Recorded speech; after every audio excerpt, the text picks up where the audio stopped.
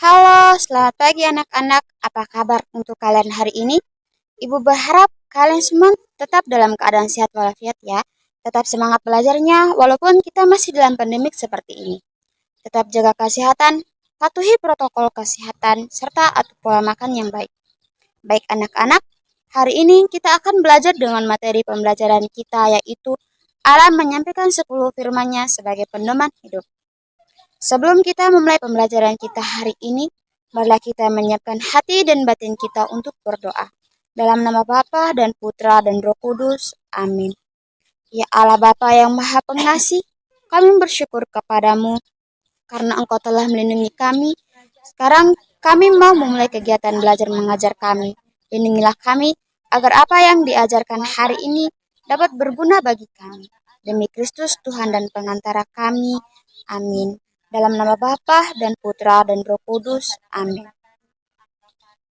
Anak-anak yang terkasih, berbicara tentang peraturan dalam hidup.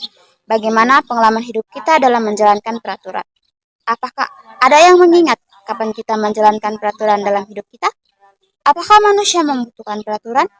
Sebenarnya, apa itu peraturan? Peraturan adalah hal yang harus kita taati atau kerjakan dan tidak boleh dilanggar. Jika dilanggar, maka orang tersebut akan terkena sanksi yang berlaku. Dalam kehidupan bermasyarakat, membutuhkan peraturan dan norma yang mengatur tata kehidupan dalam masyarakat. Peraturan dan norma atau hukum adalah sarana untuk membangun peri kehidupan bersama yang dibuat atas persatuan dan kesepakatan bersama. Ketidaksetiaan pada hukum atau perjanjian bersama dapat membawa kerugian baik dalam secara pribadi maupun bersama. Tetapi kesetiaan melaksanakan apa yang ditetapkan bersama membawa ketentraman dan kebahagiaan baik bagi pribadi maupun bagi seluruh anggota masyarakat dan bangsa pada umumnya. Contohnya di sekolah, ada aturan tata tertib yang perlu ditaati semua peserta didik, guru, dan karyawan. Baik anak-anak, sekarang kita akan mendengarkan sebuah kisah tentang peraturan itu perlu. Ada sekelompok anak muda yang ingin hidup bebas. Mereka tidak mau diikat oleh aturan apapun. Pada suatu sore, mereka sedang berkumpul di taman kota. Mereka membuat onar di taman kota dan pada akhirnya mereka merasa lapar. Salah satu dari mereka berkata mengumpulkan uang, patokan supaya bisa beli makan. Ada beberapa teman yang tidak setuju dengan pendapat teman mereka tadi, karena mereka tidak mau diatur. Tetapi setelah berdebat, mereka akhirnya terpaksa mengikuti pendapat dari salah satu teman mereka tadi, karena mereka sudah merasa lapar. Aturan-aturan yang telah disepakati antara lain, setiap anggota harus menyerahkan uang kurang lebih Rp1.000 per orang. Acara makan diadakan bersama-sama.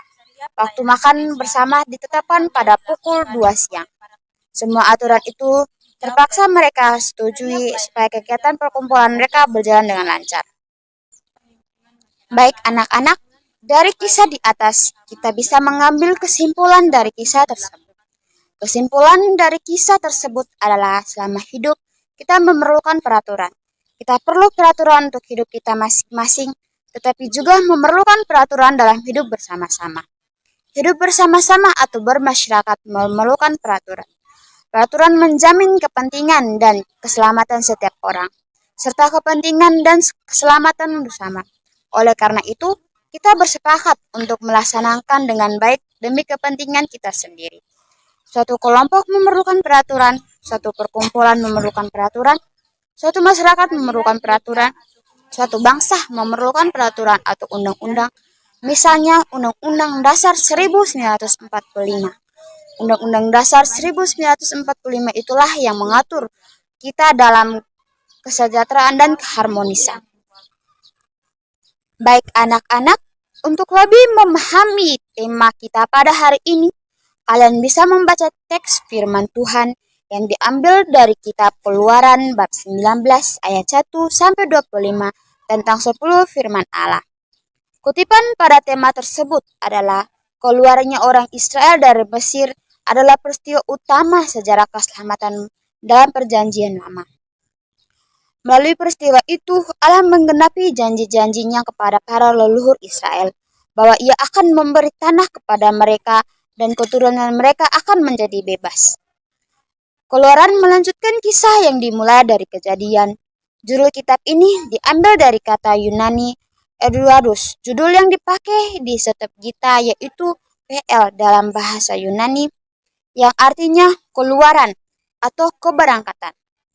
Kata ini menunjukkan pembebasan bangsa Israel secara luas, bisa dari penghambaan dari Mesir oleh Allah dan keberangkatan mereka dari negara itu sebagai umat Allah, di mana Musa mendapat perintah dari Allah untuk membebaskan umat Israel dari Mesir saat perjumpaannya dengan Allah berwujud semat belukar yang terbakar.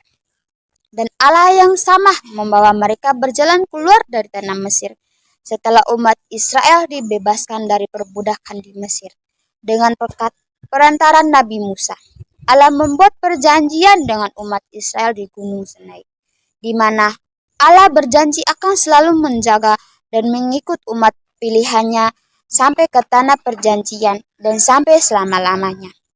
Bahkan Allah melawan musuh-musuh Israel pasca perjanjian di Gunung Sinai, ketika bangsa Israel melewati daerah-daerah bangsa kafir menuju tanah perjanjian. Dalam kehidupan kita baik di masyarakat, di sekolah, di gereja, kita harus menaati setiap peraturan yang telah ditetapkan. Maka dari itu, kita harus menjalankan setiap peraturan yang telah ditetapkan dalam kehidupan bermasyarakat dan bernegara. Baik anak-anak, sekian materi kita hari ini. Ibu berharap semoga materi yang kita pelajari hari ini dapat bermanfaat bagi kita semua. Marilah kita menutup pelajaran kita hari ini dengan doa. Dalam nama Bapa dan Putra dan Roh Kudus. Amin. Ya Bapa dan surga, puji dan syukur kami haturkan kehadirat-Mu karena Engkau telah melindungi kami sepanjang proses belajar mengajar kami tadi. Semoga apa yang telah kami pelajari hari ini dapat berguna bagi masa depan kami. Nama-Mu kami puji, kini dan sepanjang segala masa. Amin. Dalam nama Bapa dan Putra dan Roh Kudus. Amin.